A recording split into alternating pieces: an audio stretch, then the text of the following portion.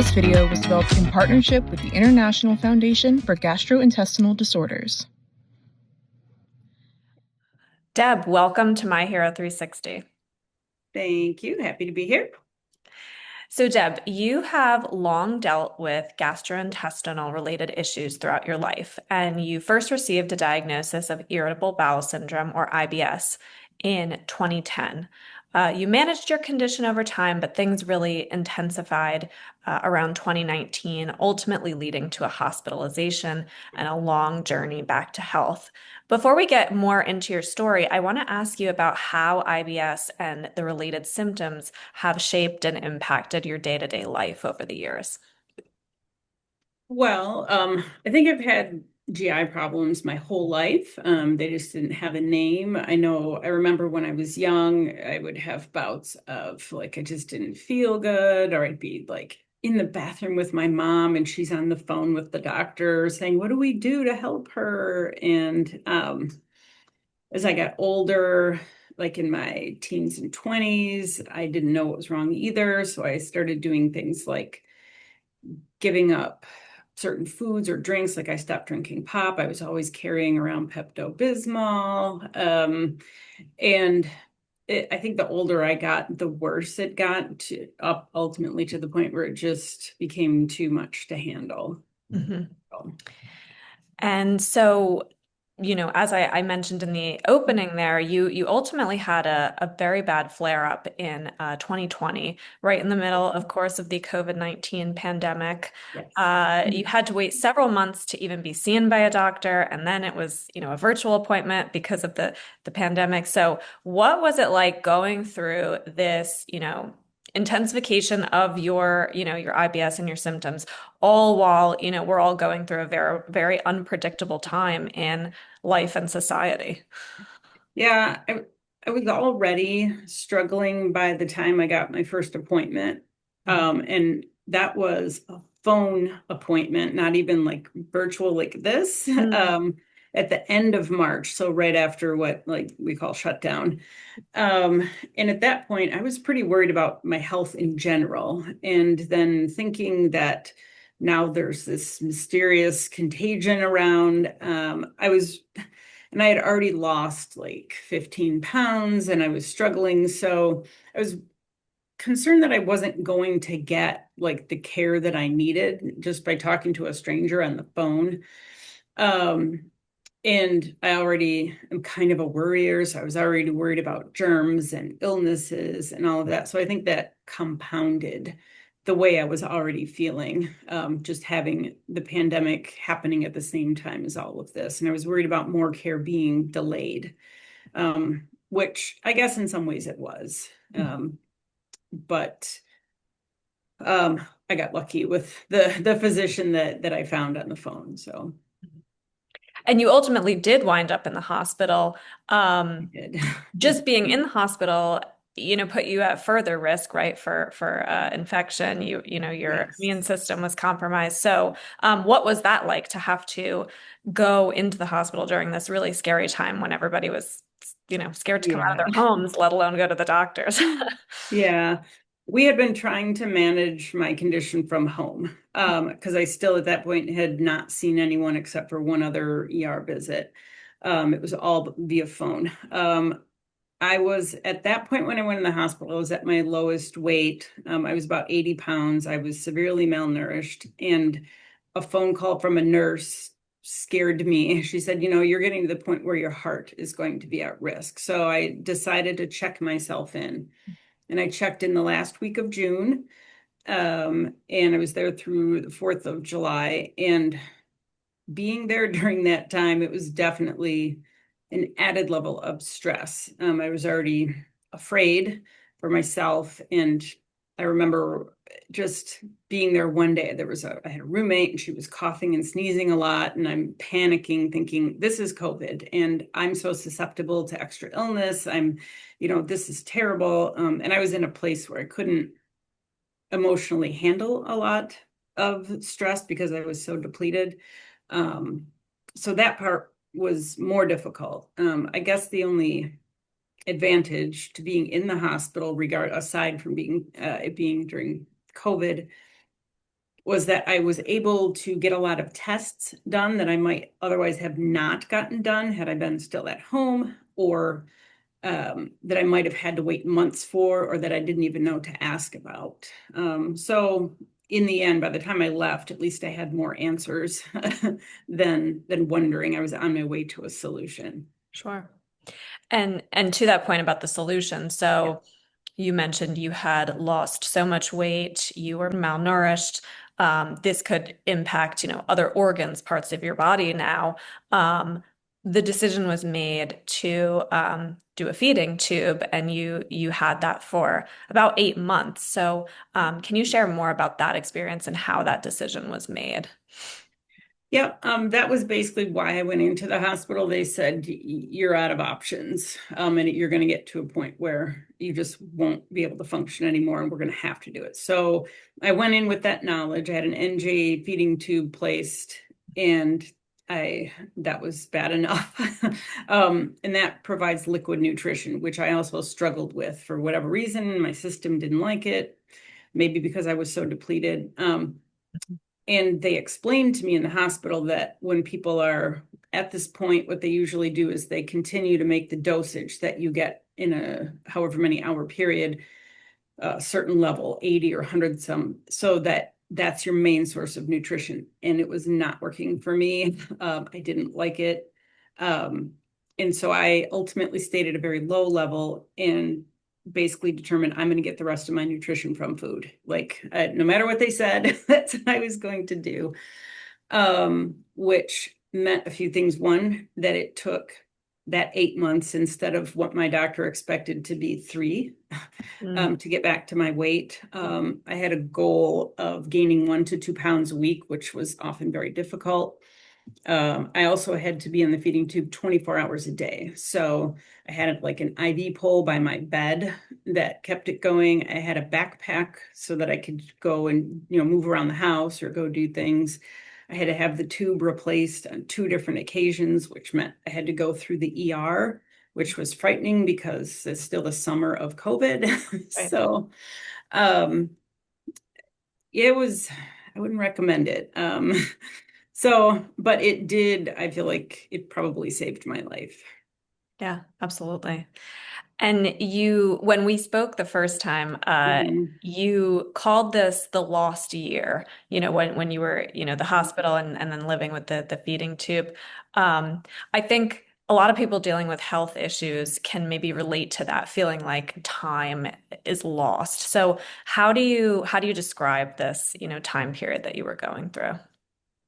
Um, while COVID did exacerbate the feeling, I think that in general, for anyone that's dealing with a chronic illness like this, or I don't know, a point in time where it gets so bad, is your world becomes so small. Mm. Everything was about the feeding tube, eating, sleeping, doctor's appointments, phone calls, medications. I mean, it all became so focused, and I didn't see people very much. And even when I talked to them, I like struggled sometimes to just have regular phone conversations. And if you didn't feel well on any particular day, you just don't want to talk to people, because it's such an effort.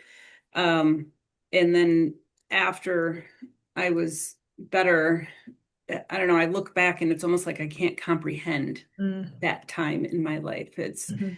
It's somehow sectioned off. And that was the best way I could ever explain it, that your world becomes so small. Mhm. And I don't really have a lot of recollections that other people have during that time because I was so focused on just trying to get better. Right. It's all you really can focus on, Yeah. and the place that you were in, it was imperative that you put all of the energy towards that. And so I want to ask you about the anxiety around food and the potential impacts on IBS symptoms, and how that can kind of intensify that feedback loop of the mental, physical connection and symptoms that you were going through during that time. I think anybody who's living with any sort of chronic GI condition, I realize everyone handles it differently, but food becomes such a focus. Mm. Um, and I personally, I'm always thinking of it, even today. what should I eat? How much did I eat? When did I eat? How do I feel now? How am I going to feel later? And it becomes this sort of constant state of consciousness about food that ends up creating more anxiety around food. And then the anxiety makes your guts feel worse. And so it becomes this gut brain circular feedback loop, like you say, which in most cases should be good. But often for people with GI conditions, it's negative. And then it becomes things like fear of food or fear of eating or fear of feeling bad. And so you do avoidance behaviors. And that's the loop that I got into. And to this day, it is still a conscious action on my part to remind myself that food is fuel. It is not there to hurt me. And to, accept that I'm going to be fine. So I can see it being stressful because food, nutrition, we need it to live, right? You can't avoid it. And yet it's something that exacerbates and intensifies this chronic health condition that you have. So that stress is just, amplifying everything that you're going through. So, you talked about the feeding tube, which helped you get back to your strength and you could get back to your nutrition and some activities you like to do, which we're going to get into in a little bit. But you've also talked about how both pharmacologic therapy and some alternative kind of therapies like GI-focused hypnotherapy and relaxation techniques had an impact on your journey over the years dealing with and living with your IBS. So what would you say, what treatment approaches have helped you? I've tried so many, and I continue to implement different ones over time. Obviously, the medications that I've taken at least 3 or 4 different GI-related medications, changing over time. But I think ultimately, especially when I was most sick in 2020 through maybe early 2022, it was the team approach. They often call it your dream team. To have the GI doctor, a registered dietitian, a GI psychologist, and I had also pelvic floor physical therapy. And as I look back, I think the longest term effects have come from the psychological aspects of it. I also follow a low FODMAP diet, and movement and water are key to that. And the psychological part of it, the things I learned during therapy, including the relaxation techniques, I have been able to continue on my own because there are apps available and recordings. And if you continue the practice, you can continue to help your gut through your mind and through your brain. So yeah, absolutely. And you mentioned switching, techniques and, with a chronic condition, often you do have to continuously work with your doctor and tweak and see what works. And so what is that like when you feel yourself start to need a different approach? Is that stressful? Is that, how do you handle that? For me, the word I use a lot is frustrating. It's very frustrating because I'll feel like I've got it handled for a while, I'll feel good for 6 months, and then who knows what, something just maybe stops working, or maybe a stressful situation in life causes something to take a left turn and doesn't work the same way. So it's stressful and frustrating. That's how it feels. My approach now is I see a provider. It's not my original GI doctor, but like a physician in that same team. And I see her about every 3 to 6 months. And we reevaluate and we say what's been working, what hasn't. And then we tweak and titrate. So maybe we add a little something of over the counter, or we take something out. But we always keep in mind that I have to try something for a while. I can't just try something for a week, new medication, 4 days later, it's not magically better. That's not how it works. So, Yeah. And I have on occasion been able to revisit things as needed, a check-in with a psychologist, or repeated pelvic floor physical therapy. So we just approach it as life changes, frequent check-ins. I'm fortunate to have those to make changes that I need. Yeah. And you participated in some studies around, different treatment or management options Yeah. for people with IBS. Can you talk about some of those that you participated in? Yeah, I really enjoyed doing a lot of those. The one that I think of first because it was the most physically active is I did a 12-week yoga study and they sent me the equipment and then it was still during COVID times, so we did virtual one-on-one yoga visits and then we saw how that impacted my symptoms and how I was feeling, and they took results and checked in with me in that after. I've also done studies that where I was like in a placebo group for medication, where I send out stool samples, where they take blood work, where I answer surveys and questionnaires, and any opportunity where I fit the criteria, I like participating, because ultimately maybe it won't do anything for me, like in the immediate sense, but I really like the idea that I'm helping forward the research, so that they can come up with new treatments and new therapies and new ideas for anybody in the future who's suffering with GI conditions. Yeah. And that's incredible that you do that. And like you said, you're hopefully helping, move the Yeah. needle in some way. Yeah. And so when you and I spoke, you've talked about how, you had this great care team, great support team. You were lucky you had good insurance. You live in an area that made it possible to see these doctors and specialists, but that's not the case for everyone. And so how would you say these aspects, of your life and your circumstances have made an impact on your health journey? I think it all made a world of difference. And there was a time I was on a sort of a study like committee, like a research group where we discussed the lack of access that so many people have. I had already seen several GI doctors in different cities in my state, and I was ready to go anywhere. I was checking places out of state, anywhere where I could find answers.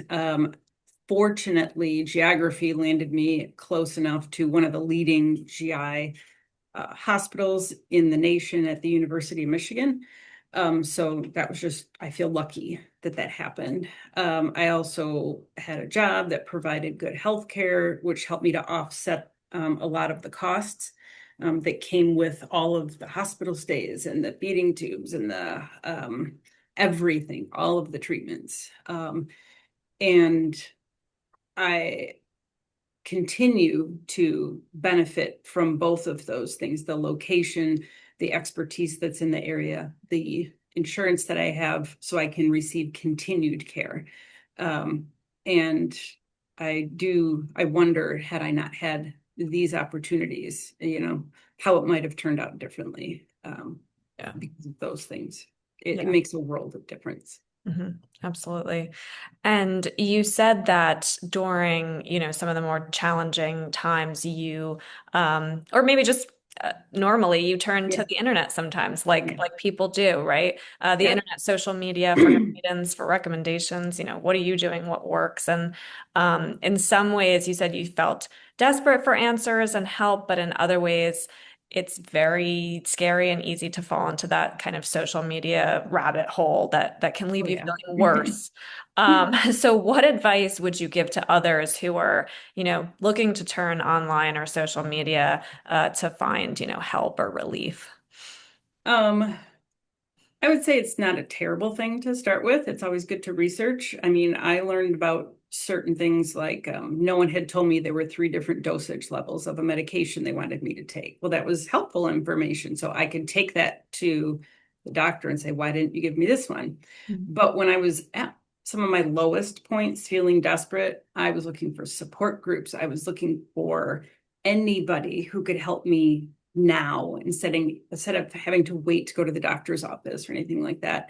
And what I found in the support groups is it felt good for maybe a couple weeks that other people could relate.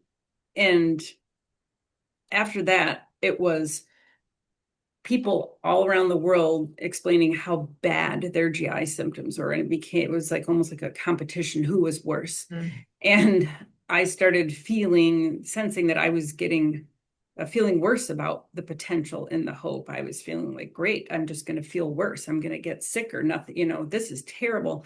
And I finally stopped and thought, this is not good for me. So I would say for others, be careful. There are a lot of people out there who also have alternative methods that they want to help, and it might work for some people.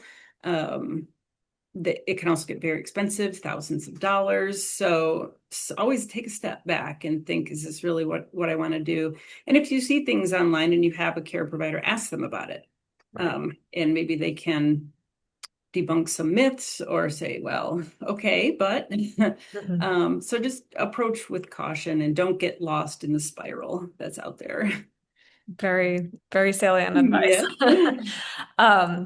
And during this time that you've been, kind of navigating your health journey, you've also, when we talked, you mentioned you've dealt with some hormonal changes, and that obviously in itself, alone affects our health, right? Impacts stress, different symptoms Yeah. we may be feeling. And so, how did that even add more to this kind of IBS ecosystem and journey you were living with?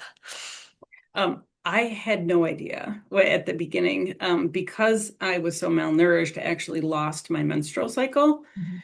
And then when I got my weight back, it came back, but then it disappeared again. And I thought, what is happening to me? And I really didn't even know, which doctor do I ask? What's happening? Um, and I started with some research on my own. And I just started asking all of my providers. I asked my gynecologist, I asked my GI doctor. Um, and I have since learned a lot about the fact that the gut actually is very connected to your hormonal system, especially for women and estrogen. And losing estrogen can have major impacts on your gut. So fortunately, right now, perimenopause, menopause is having a moment. There's a lot going on right now about it. Yeah. And by asking the questions, I was able to at least continue to pursue remedies.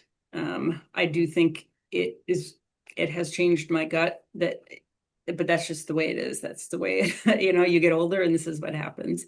But I definitely made sure to ask and seek out treatment to make things better. Yeah.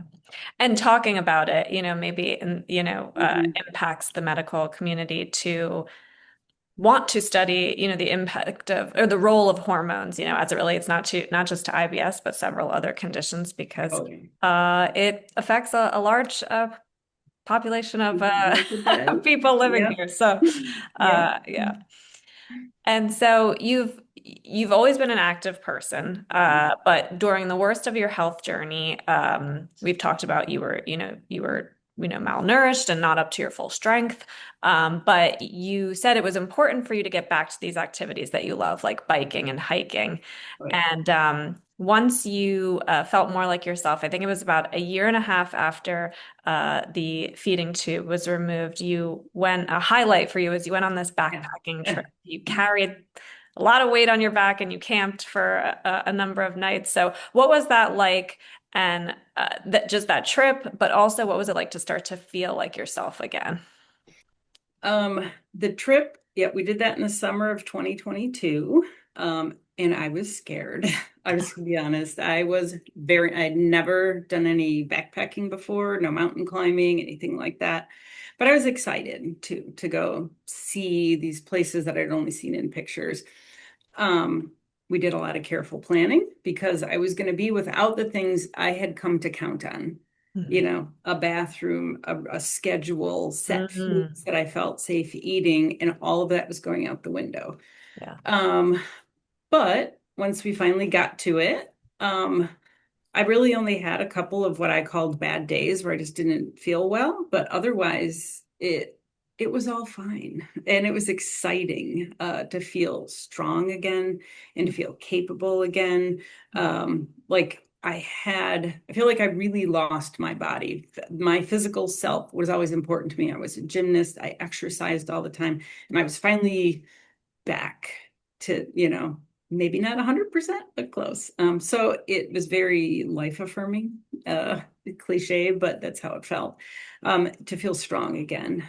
Mhm. And um, it was very, very much worth it. And it gave me confidence to do other things like start trying new foods or trying new adventures or not being afraid of traveling anymore. So I think it had long-term effects as well. Yeah, it showed the physical growth, but also, like you said, the emotional, Oh, mental yes. growth where you can go and do this trip and like you said, without a bathroom or a schedule or Yeah. whatever. And so that's really incredible. Yeah. When I was sick, I was very depleted Mm, emotionally and mentally. I couldn't manage just general everyday stressors. mhm, Um, and that's what I got back, mhm. was those abilities. And that trip helped me recognize that. And now we bike all the time and hike and get outside. We do all kinds of stuff. Mhm. That's awesome. And so looking back from now a better place to, this time, maybe 5, 6 years ago, what would you say were some of the things that got you through those really, really tough days? Was there anything that you just kind of clung to or looked to that made you keep going and keep trying to get your strength back? Probably a lot that I won't be able to list all here, but I wanted to be there for the people in my life, especially my kids. I mean, at the time that I was sick, I had young teenagers, and I couldn't imagine not being there to be their mom. Um, and the support that I got from everybody, my boyfriend, my parents, my sister, um, even friends at work, just supporting me in all the ways that I let them anyway. And that's why, and I will go back to the GI psychologist and my GI doctor. They taught me some lessons that stick with me today. Um, that that sense of when I was trying to gain the weight back, it often felt like two steps forward, one step back. I gained 2 pounds, I lost a pound, and to me, this was the world. And she really taught me to be patient, to give myself some grace when I'm healing or with anything, really, when you're struggling. And to know that we were going to get there. It didn't happen overnight, and it's not going to get fixed overnight. And I've continued to remember that and share that with other people. And the other thing was my GI doctor. He was new at the time. I didn't know this. I was like his third patient ever. um, he was willing and able to provide new insights about new possible treatments and things like that. But the one lesson he's taught me that I still to this day, it helped me then and it helped me now. I was always scared to try something new because a lot of times when you do anything new, even if it's an exercise or medication, it's going to be hard. It's not going to feel good. And he kept reminding me one thing at a time, slow. So you'd make one change. It might not feel great for a little bit, but you do that one thing and you wait it out, and then you'll know, okay, it made this change or it made this difference, to how I'm feeling. And I apply that all the time now. So those are things that definitely helped me get through. I also learned a lot that I try to tell other people is you have to advocate for yourself. Um, you have to speak up with physicians and anybody in the medical field, just anybody you're talking to. Don't be afraid. That's the only way you're going to get the answers you need. Hmm. Absolutely. And what advocacy advice would you give to people who are going through a similar challenge, or even outside of advocacy? What Mhm. advice would you give to people who are really looking for that hope, when they're in a tough time? Um, Keep asking those questions. There is hope. You will find a way there. If something isn't working for you, if a doctor is making you feel like you're brushed off, or if a treatment isn't working and you've tried it forever, mm, don't be afraid to try something else, to find somebody new if you're able. And remember that there are more than just a medical, like a GI doctor, that there are other ways that you can help yourself through psychologists or physical therapy or other things. And so ask about those. Because a lot of doctors don't know about those options. I had never heard anyone mention it until I got to U of M. No one ever said, well, there are people who can help you emotionally through these things. And I learned a quote from a therapist I saw once, and she told me the only way out is through. So I know that's not an unknown phrase, but it's one I've really hung on to because it's hard sometimes. It's really hard. But keep going through it because you will come out at the end better. So Absolutely. And your story shows just that. yeah. I want to ask you about how we got connected through Yeah. the International Foundation for Gastrointestinal Disorders, or IFFGD. So how did you initially connect with the organization, and how has that connection helped shape your recovery and the ongoing management of your IBS? Yeah. I'm pretty sure it was my pelvic floor physical therapist that mentioned it to me back in probably late 2020. And she just sent me a link. So I went to their website, and it's an amazing iffgd.org. And they are an amazing organization. It's international. And they have information there and studies and monthly newsletters that I'm signed up for. They talk with GI doctors all the time. They have like little interviews and articles about so many functional gastrointestinal disorders. It has provided me opportunities like this one, or opportunities to take part in those studies. I learned about almost all of those through IFFGD. So as far as communities out there, instead of a Facebook support group, I found IFFGD that has strong, valid information and resources. You can find doctors through there, registered dietitians, you name it, it's there. And I've recommended it to many people in my life who have been struggling as well. It gives you that community, but also with the research and science behind it, so Yes, you can feel 100%. confident in the information you're receiving there. And so that's Yes, great. 100%. Yes. Well, Deb, we like to conclude our My Hero 360 interviews by asking the same question of everyone. What would you tell your younger self knowing what you know now? This one's really hard because I don't know about which younger self I would tell. But as I think back to my like 20 something younger self, I would say to not be afraid of food and not be afraid of illness, and to seek out mental health support in addition to the medical support. I didn't pursue that as much as I probably should have. And when I meet younger people today who are struggling, I always say, there's more help than a doctor out there, and there are people who can help you through the emotional parts of this. So that's what I would tell my younger self.